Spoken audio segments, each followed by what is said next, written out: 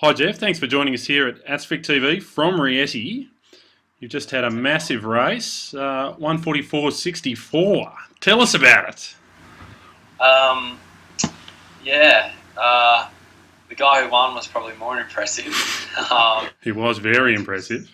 Yeah, 600 in 114.2. I didn't know that was possible. But yeah, look, things sort of hadn't really been going the way I'd liked them to recently, and I knew it was a good opportunity to run fast, so I just had to get in there and sort of make it work. And I think I was through in pretty much 50 flat or 50 low, and yeah, just really sort of gusted out the last 150 and was able to get a good result, so I was pleased.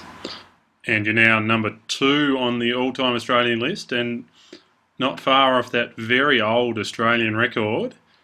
You think it's under threat maybe this year or over summer?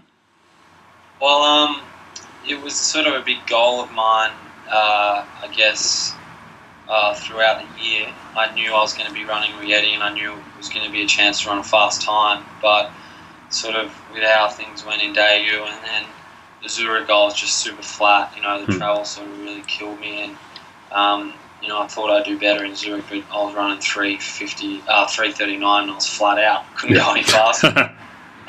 So it sort of did my head in a little bit, sort of coming to Rieti, but so I was just hoping for something that would be better and get me going in the right direction again. And it's amazing sort of what one race can do for your confidence. Yeah, and it's only 10 days or so after the World Champs, and you're back up. I did some good training after Daegu. I was pretty sort of determined to get back going. I knew I was in good shape. And just that flight, it's just tough coming over here and sort of, I guess, getting the mind right and getting back into the racing. Hadn't raced much throughout the season. I'd done a lot of training, so I was looking forward to doing some races. But so it was good to finally get things going again. Good stuff. Tell us about that process of getting from Daegu back to Europe. But, people don't know that much about what it's like racing at the highest level. So how do you go getting from Daegu back to Europe and then to Rieti, which isn't a massive place either, is it? No, Rieti's a small sort of town 2 hours out of Rome, so we fly into Rome. But we had an early flight from Daegu to Seoul, and then I was flying with Caleb McKnight, and we flew direct to London. So that part wasn't too bad, and sort of sleeping the first few nights with some aid, some tablets. Yes.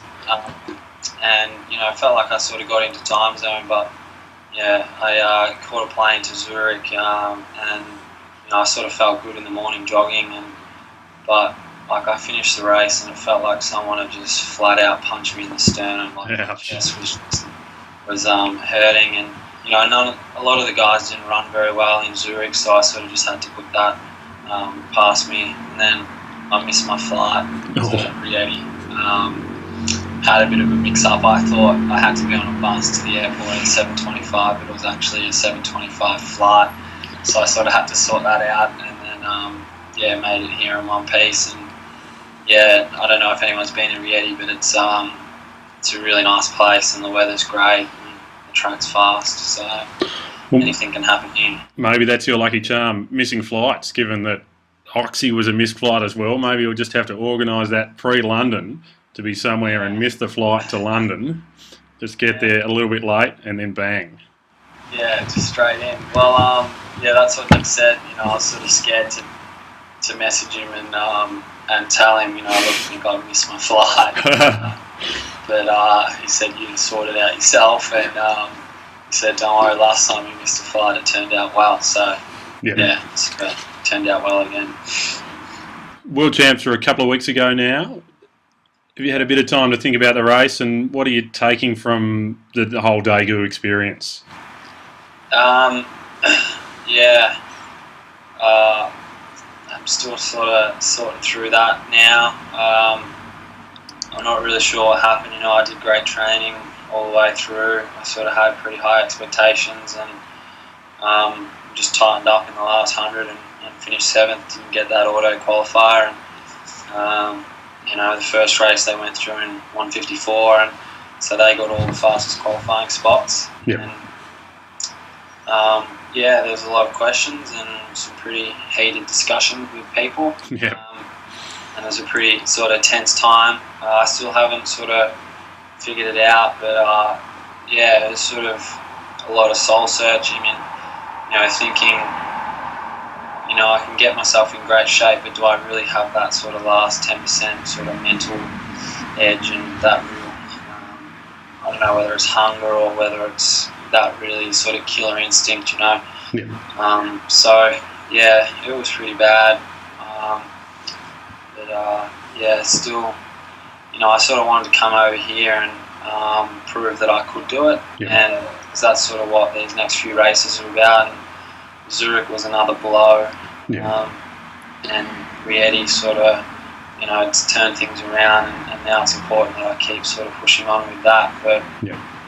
yeah, like the 6 guys in front of me all made the final, and Mehdi Bala fell in my race and also made the final. So out of my heat, there were 7 guys went through to the semi. All 7 guys made the final, and they finished 1st, 4th, 5th, 7th, 8th, 9th, and 11th. So look, I don't know if, you know, luck wasn't Yeah. with me or whatnot, but you know, I closed in 53, and which is not too bad, but you know, I should be able to do better than that. So there's not really any excuses. You know, I sort of felt that I could make the final, so I should have had one of those automatic spots anyway. So yeah, look, I guess at least when you have a really bad one, it's you sort of go back and look at all the things that went wrong, and you make a change. You know, if I had made the semi, I probably might have just kept floating Yeah. by. So Yeah. there's a lot of sort of changes I've got to make, and a lot of sort of things I've got to do to get right.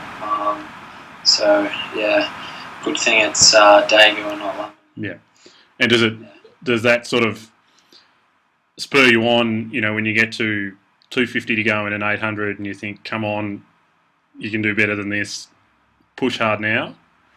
Yeah, that, like, honestly, I felt I felt pretty rough in Rieti. Like, you know, it was pretty fast from the start, and I got on the back. I think there was one guy behind me, but he didn't finish. And I just thought, just follow Lewandowski, and you know, I got to 150 to go, and there was no way I had the fluency that I had when I ran 145, like just doing that sort of easy. You know, I was just fighting, and you know, yeah, that was good for me to, I guess, find that, and that's a step forward.